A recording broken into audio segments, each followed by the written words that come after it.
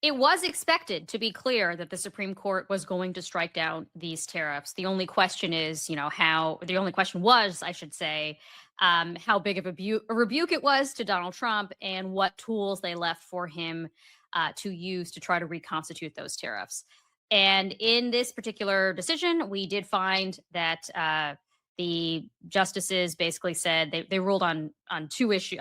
They made the decision based on two arguments. One was the major questions doctrine, basically saying that the executive was claiming an extraordinary power that he was not entitled to per the Constitution. That is the power of the purse, the power to set and lay taxes. They said he cannot do that. And then the narrower issue was, does this law that he was using to justify these tariffs to basically to create to proclaim that there were uh, emergencies that required the tariffs, does that specifically allow him to do that? And in both cases they said no. The majority said no. They punted, however, on what happens to all of the tariffs that have already been collected, and there is a lot of money on the line. That's about $175 billion, I think, per the Penn Wharton budget model. There's some uncertainty about that exact number, but it's a lot of money.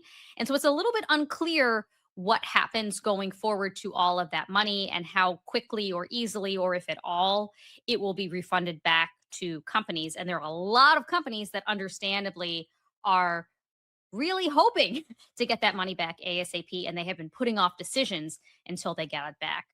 But yeah, I mean, I think the top line reaction that I have is that this was a rebuke to Trump. It was really more about his constitutional authorities than the narrow question of tariffs per se. And what it means for the economy going forward is a little bit hard to know because we don't know what the remedies will look like quite yet.